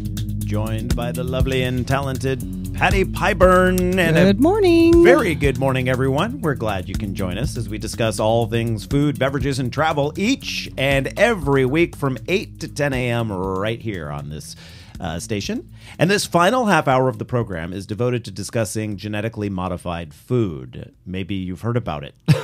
A little something, perhaps. Right. Perhaps an advertisement or two. You know, I don't have cable at home, so we never watch television. But you may not be hearing about it as much as others are then. Well, I've been going to a couple of sports bars to watch the World Series, and all of a sudden I'm like, whoa, every single spot's an ad. And I thought, now I'm really glad I don't have cable at home. At any rate, California's upcoming Prop 37 is front and center among many people when it comes to one of the more controversial propositions. And also, a lot of other states are watching what happens here in California with Prop 37. Now, I have made it no secret, Patty, as you know, over the past several months about where I stand on the issue. But in the effort of full disclosure, I do want to reiterate that I do plan to vote yes on 37. And here's why. I believe that scientists, many of whom work at great ag universities in the state, right down the road here, Cal Poly, UC Davis, are discovering wonderful breakthroughs in plant science, no doubt about it, and in many cases are helping to feed the world. You know, we need to be on the forefront when it comes to understanding how plants work and all that sort of thing. Also, I believe that I have the right to know whether I'm purchasing something that contains ingredients that have been altered genetically. And the fact is, in some cases, I do know that I buy some of these items, and I still do it. The vast majority of canola grown in the United States is genetically modified. And just yesterday, I was looking at the can of Pam cooking spray that I was using. It's canola based. Yeah, it's canola oil is in there. And so I bought that knowing that it's canola oil and that it is likely a GMO product. Now, other things are a lot more difficult to determine whether it's GMO or not. And it would be nice, I believe, to have a little label on there that says contains GMO. Know. Just so I know, There are products that's hard to ascertain if that is the case. There's so many things that contain like a corn filler or a soy filler that you may not think that some part of this product has a genetically altered ingredient. Yeah. But it might be more than people realize. But there are people out there that say this is unnecessary and it would create a problem, or changing this labeling structure would create a problem. One of those people joins us right now from his office on the University of California campus at Davis, one of those big ag universities. Professor Kent Bradford is the vice chair for teaching and curriculum development director at the university's Seed Biotechnology Center. Welcome, Professor Bradford. Hi, thanks for having me. In fact, if I remember this correctly, one of the very first if not the first, genetically modified item that people could buy on the store shelves, the Flavor Saver tomato, came right there from UC Davis. It was developed at Davis. Well, actually, it was developed by Calgene, an independent company, but it involved prior work from some of our scientists that provided information that was useful in that. And people did know that that was a genetically modified product at the time, and that didn't seem to cause a problem. People just really didn't purchase it because it didn't taste all that much better than regular tomatoes, right? Well, that was 1994, which was very early. It was one of the first food products on the market, you're right. And it did receive some picketing and so on, but mostly consumers were happy to buy it. I would say that it was branded as genetically engineered, not mandatorily labeled. Right. But, now, that's an important distinction we should remember. Now, you heard my statements leading into this interview, so I want to ask you directly, why should I choose to change my vote from a yes to a no on 37? Do you think that it's best for us to do you not think, I should say, that it's best for us to know what's in the products that we're buying? I think it's important for consumers to know information that's important about the food itself. Proposition 37 doesn't label specific food ingredients. What it labels is an entire technology. And what it seeks to do really is stigmatize a technology that, as you mentioned in your statements, is critically important for us to meet a lot of challenges we're facing: global climate change, adapting our crops to remain productive at higher temperatures, using less water, and so on. These are very important things that I feel like this labeling initiative is just another effort to try to make it harder for us to do that. And I'm not alone in that. The American Association for the Advancement of Science just last week felt compelled to put out a statement themselves on behalf of the largest scientific organization in the world and make a statement that legally mandating such labeling can only serve to mislead and falsely alarm consumers. That's a direct quote. The American Medical Association in June this year stated that there is no scientific basis for special labeling for bioengineered foods. So from a scientific point of view, I really feel like there's no scientific justification. But the main reason I would suggest that you should change your vote is that it's not a simple labeling bill. That is, the writers of it have included some very onerous enforcement mechanisms, that is lawsuit. It's enabled lawsuits that are even more liberal than those used in Proposition 65, which even the study that's on the Yes on 37 website, and that they point to repeatedly, says, quote, Prop 65 has resulted in abusive private litigation and extorted settlements. So why would we want to do that again? That is, why would we want to open up a complete new pathway for extortive lawsuits and lawyer fees when we don't need to? And it would not provide, really, and as we can talk further if you want, the way it will be enacted really will not provide you much more information as a consumer either. So I have a question. If labeling, if this current Prop 37 would result in labeling that, as you say, may just alarm uninformed consumers, where they would say, oh, I don't want that product, and they don't fully understand what that product involves, what it means, what would you suggest? Is there a way, another solution where consumers could be fully informed about their food they're eating, but in a more appropriate way than what you're saying Prop 37 has too many, negatives that come along with it? Well, we have that system right now. As you well know, organic food is not able to use any genetic engineered products, and it's clearly labeled. It's possible to voluntarily label food as non-GMO. That is, many foods are labeled that way. The whole difference is between mandatory and voluntary labeling. That is, we have many options through voluntary labeling. Many of the examples are made of organic or kosher or various other strategies that food manufacturers have to appeal to consumers who may have concerns for one reason or another. But what we're talking about now is a mandatory labeling that is forcing everything else. I have to remind you that those segments, organic, non-GE, and so on, are a very small fraction of the total food market, less than 5% of the total food market, and less than 1% of the area of agriculture is farmed under some of those identity preserve strategies. So what we're asking to do here is to impose a mandatory labeling requirement, which will require record keeping all the way back to the farmer. That is, you're going to have an avalanche of affidavits, which is the only way to protect yourself from these lawsuits. If you're a supermarket or a grocer, an affidavit from your supplier, who will have to have an affidavit from their supplier, and this will stretch all the way back through the food chain. So what we're going to do on over 95% of our food industry is impose very onerous record keeping and bookkeeping and very costly strategies, really to do something that there's already a choice in the market. That is, consumers, Randall just said a while ago that he knows that canola oil is very likely genetically engineered. He knew that. He bought it anyway. So what do we really gain from all of this disruption of the market? So I'm wondering, then, since I knew it and I bought it anyway, why is it that having a GMO label on there would act as a negative on an item? Well, I just point you to the very first TV ad that was run by the Yes on 37 campaign. It didn't talk about transparency and so on. What it talked about was comparing genetic engineering to tobacco, to Agent Orange, in other words, it provides an opportunity for a certain segment to advertise scare tactics.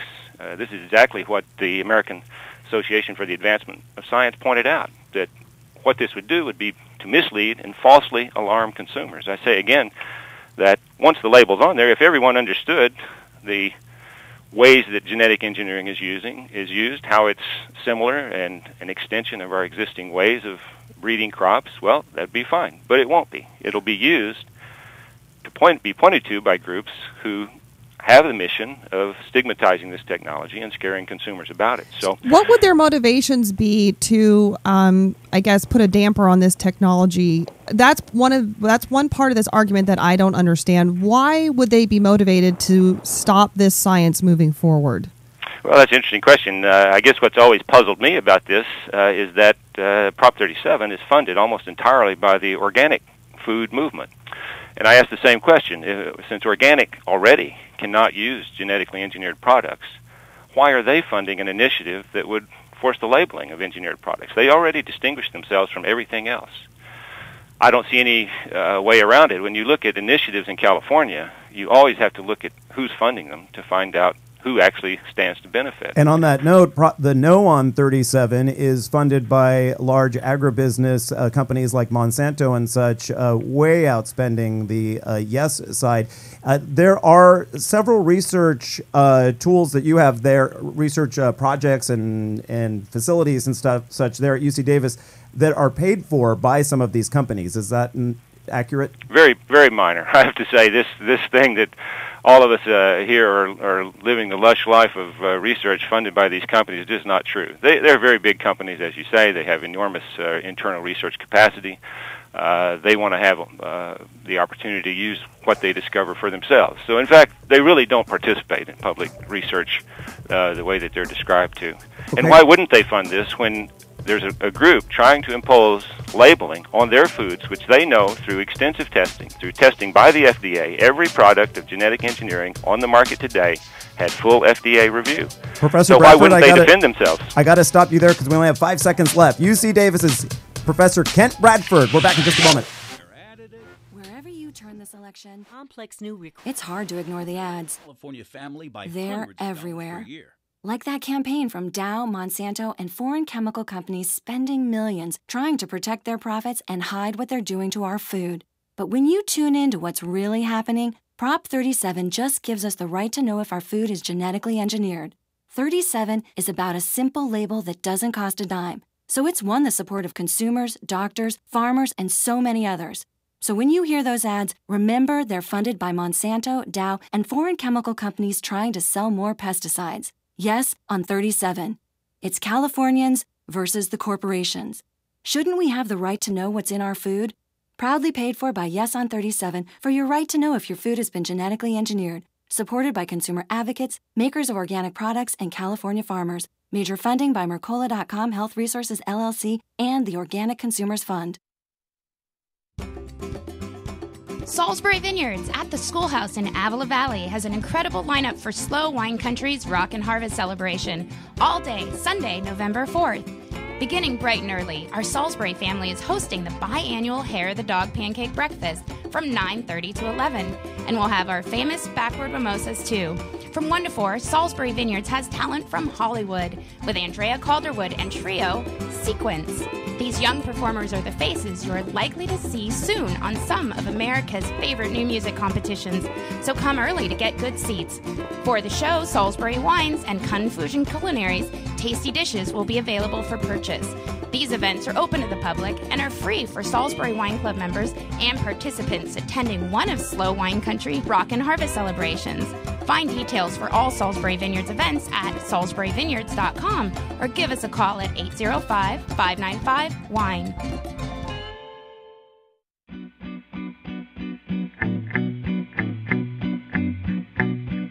What do your status updates say? You're learning a new language? Going all organic? Instead of typing your feelings, what if you could put them into action? By creating a network to help keep kids off the streets in a country like Armenia or in Honduras, bringing IT into the classroom, or on a farm in Tanzania, helping stem the world's food crisis by creating a sustainable agricultural program. What if every ounce of your being helped update the status of a person, and in turn they did the same for you? Would this be enough social interaction? Or is this only the beginning of something larger? Life is calling. How far will you go? Peace Corps. Get interactive at peacecorps.gov/game. For the latest video and information from today's show, head on over to eatdrinkexplore.com. We're constantly updating it with the latest food, beverage, and travel trends. Also, we're launching a new section of the site called California Love. This is where we recommend great companies, and the best part is every single business we feature is locally owned. We've checked them out and are confident you'll love them as much as we do. This is a great tool to have as we head into the holiday shopping giving season. Since you're already spending money, you might as well support your neighbor. We choose businesses that give back to the community, care about the environment, or use only the freshest local and organic ingredients. They also make their products here, not overseas. Our California Love business recommendation tool is still in the development stages, but will be available very soon at eatdrinkexplore.com. Eat Drink Explore Media, your lifestyle information source.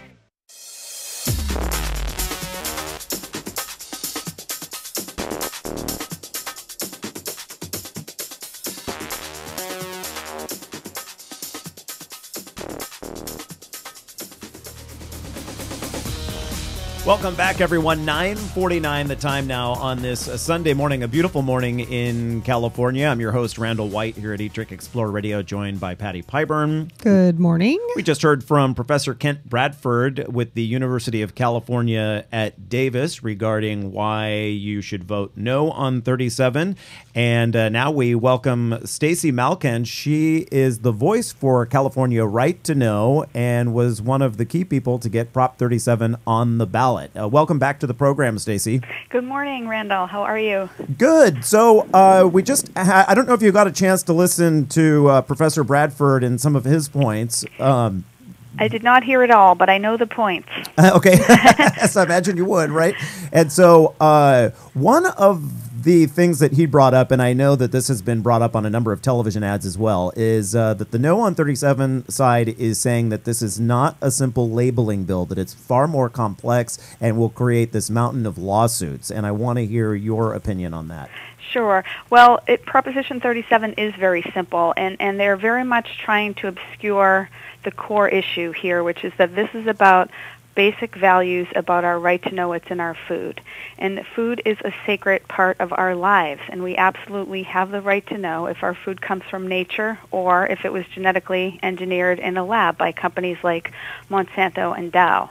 And, what we're seeing on the other side is a $40 million campaign of deception funded by the world's largest pesticide and junk food companies. And that includes ground troops like professors from universities like Kent Bradford's University there at UC Davis, which includes huge flood of money from Monsanto. They just gave a $30 million grant to that university to advance research that really props up their vision of a food system that is chemically dependent, monoculture, genetically engineered, and owned by a handful of corporations. So I think that's important to establish that that's what's behind this. We're hearing a lot from the opposition about lawsuits, about costs. I mean, the fact that they're spending tens of millions of dollars to try to convince Californians that adding a few words to their labels will force them to raise the cost of groceries, it's just not credible. And so that's what's behind the stories and the talking points that Kent Bradford just shared on your show. So one of the points that he brought up, if I understand him correctly, is that there's some idea among the Prop 37 yes contingent that really they want to stop this science or stop this technology that would allow the ability to feed huge quantities of the population around the world. Well, the fact is that this is a label. It's just giving consumers a choice about whether we get to know whether our food comes from nature or whether it was engineered, to combine genes from species that were never meant to go together to create foods that have never existed before in the food chain. And there are many concerns about that. Studies linking these foods to allergies. This proposition was put on the ballot largely by moms across the state, 1,000 moms who rallied to get this on the ballot. We got almost 1 million signatures. And I've talked to a lot of these moms. Many of them have kids with allergies. They're looking at, what's going on with increasing allergies and other health issues. Does that have anything to do with these foods that haven't been in the food system before? And there are no required safety studies for these foods, and I'm sure that Kent didn't share that with you. But the science that has been done has largely been done by the companies. The FDA doesn't review any of this science. So there are many, many questions. And people are just saying, give us the right to know. This isn't a ban. It's not a referendum on genetically engineered foods. It's just saying, let's put the choice where it belongs, in the hands of consumers who are buying and eating this food and feeding it to our families. We're speaking with Stacy Malkan. She is with California Right to Know. And Professor Bradford in our previous segment said that consumers now do have an option. They can buy organic, which lets them know that the food is not genetically modified. But in my opinion, that sets up a false, that it's either genetically modified or it's organic. But there's a big middle ground, isn't there? Sure. And that, of course, not everyone can afford organic. And I heard Michael Pollan address this well in an interview the other day. He was saying, that sort of sets up an eco-apartheid food system where some people can afford and access organic, and the rest of us have to eat genetically engineered foods without even knowing it. The fact is there's no evidence whatsoever, and in fact evidence to the contrary, that genetically engineered food is increasing yields. It's not feeding more people. In fact, it's largely about controlling the seeds, and farmers have to pay Monsanto to grow their seeds every year. They can no longer just continue to save seeds and plant fields. So it's really a way to control the food system, and people have concerns about that. What's happening here is that we're seeing huge increases in pesticide use because of genetically engineered foods, because they've been engineered to go with the pesticides that the chemical companies are selling. And now those herbicides that used to work well are not working anymore, so they're having to use more every year. And so, food's getting doused in pesticides. There are questions about health effects. People have moral concerns about genetically engineered foods. That's why so many churches and religious organizations are supporting us, as well as all the leading health, environmental, and consumer groups in the state, the labor unions too. And these groups would not be supporting us if they thought it was going to hurt small businesses, if they thought it was going to be a boon for lawyers. They love to say that trial lawyers are behind this, and there's nothing further from the truth. This initiative, Prop 37, was written by leaders in the food movement, from Center for Food Safety, Consumers Union, Organic Consumers Association, and it's a very well-written, smart, straightforward bill. It requires companies to label. It's a very simple system for them to do that, and it gives, most importantly, consumers the choice and the right to know. So, Stacy, that was another point that was brought up, along with this idea that it would create lawsuits, but there's another contention that it would overburden already struggling food producers, farmers, with this, tracking and showing and proving what their product is. Right. Okay. Yes, I would love to address both the lawsuits and that issue. So this is we have about a minute, just so you know. Good. Quickly. Very simple system. If companies are using one of the 4 or 5 genetically engineered crops, there are only a few, in their food, they have to either label or they have a piece of paper from their supplier saying it's not genetically engineered. That's all they need. So all this about paperwork and tracking, it's literally knowing where your food comes from and having a piece of paper that says it, and that will get you out of any lawsuit. And companies are going to follow this law. It's very simple. 61 other countries already label genetically engineered foods. Costs didn't go up in those countries. People have a right to know. That's all, and Californians deserve the right to know too. Stacy, finally, last June when we had you on, the general public was surveyed, and more than 90% of people said they wanted genetically modified labeling. And I said at the time that is going to drop dramatically when the onslaught of advertising hits. And are you surprised now that it's a dead heat? You were right. It's neck and neck. We think that that's actually a good position for us to be in after 25 days of deceptive ads bombarding the airwaves. We're now up with our commercial. I think that the people's movement for our right to know is absolutely going to win this. And when people go to the ballot, they'll value their right to know what's in their food and say, I want to trust myself rather than Monsanto and the chemical companies. All right, Stacy Malkan, thank you so much. And thank you for joining us, everyone. Catch you next week. You've been listening to the Eat, Drink, Explore radio program. If you missed any of our segments today, look for them online or through our free Apple and Android apps. Catch you back right here next week.